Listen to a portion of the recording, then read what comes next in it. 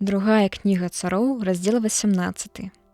Такім чынам Давід, агледзеўшы людзей сваіх, паставіў над імі тысячнікаў і сотнікаў. І падзяліў Давід людзей на 3 часткі. Адну частку даручыў Йоабу, а другую Абісаю, сыну Сыруі, брату Йоаба. Трэцюю Этаю з Гета. І сказаў цар народу: «Пайду і я з вамі». І народ адказаў: «Не, ты не пойдзеш, бо калі мы адступім, на нас не звернуць увагі. І хоць бы загінула палова з нас, не лічылася бы гэта, а ты адзін лічышся за 10 000. Дык лепш, калі ты будзеш дапамагаць нам з горада». І сказаў ім цар: «Я зраблю тое, што вам здаецца правільным». І стаў цар у браме, а ўсё войска праходзіла па частках сваіх сотнямі і тысячамі. І загадаў цар Йоабу, Абісаю і Этаю: «Лагодна абыходзьцеся з юнаком Абсаломам». І ўвесь народ чуў загад цара, дадзены ўсім кіраўнікам адносна Абсалома. І выйшла войска на раўніну супраць Ізраіля, і пачаўся бой у лесе Ефраіма. А войска Давіда пабіла там народ Ізраіля. І была ў той дзень вялікая страта у 20 000 чалавек.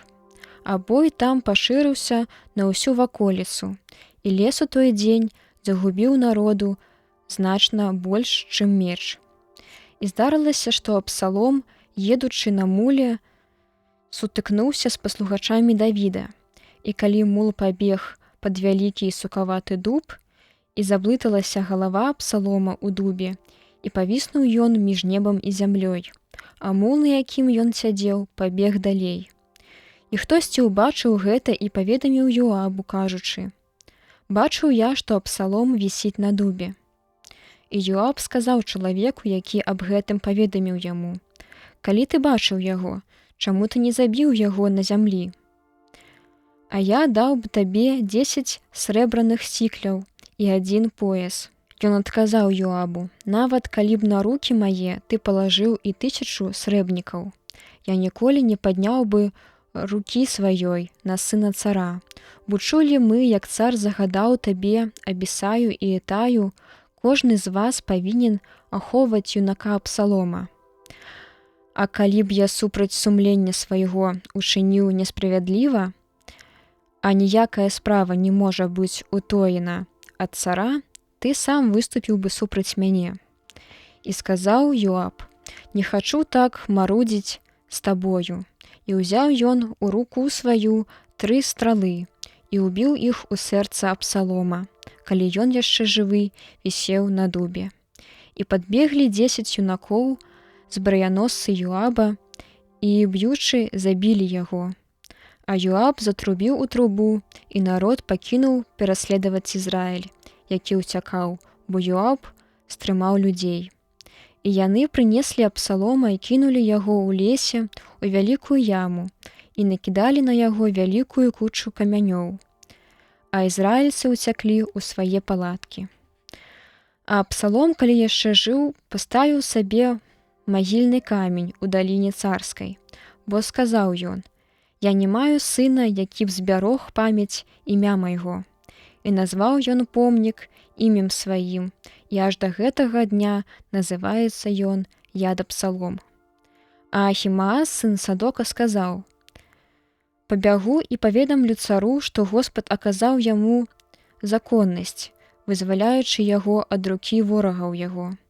На гэта сказаў яму Йоаб: «Не будзеш ты ў гэты дзень вестуном добрай весткі, але паведаміш іншым разам, бо сёння нядобрае прынясеш, таму што сын цара забіты». І сказаў Йоаб Кушыту: «Ідзі і скажы цару, што ты бачыў». Кушыт пакланіўся Йоабу і пабег. У другі раз Ахімаас, сын Садока, сказаў Йоабу: «Што б не было, я таксама пабягу за Кушытам». І Йоаб сказаў: «Чаму хочаш бегчы, сын мой? Не будзе табе ўзнагароды за добрую вестку». Ён адказаў: «Што б ні сталася, пабягу». І Йоаб сказаў яму: «Бяжы». І Ахімаас, бегучы на прасткі, апярэдзіў Кушыта. А Давід сядзеў паміж дзвюма брамамі. І вартаўнік, які хадзіў па даху брамы над мурам, падняўшы вочы, заўважыў, што нейкі мужчына бяжыць. І ён, крыкнуўшы, паведаміў цару. А цар сказаў: «Калі адзін, то прыносіць добрую вестку, а калі той бег і набліжаўся, убачыў вартаўнік другога чалавека, які бег, дык закрычаў вартаўнік прыдзвернаму: «Нейкага чалавека я бачу, што бяжыць адзін». І цар сказаў: «Гэта таксама з добрую весткай». І паведаміў вартаўнік: «Пазнаю, што хада першага, як бег Ахімааса, сына Садока». І кажа цар: «Ён чалавек добры, прыбывае з добрую весткай». І закрычаўшы, Ахімаас сказаў цару: «Супакой».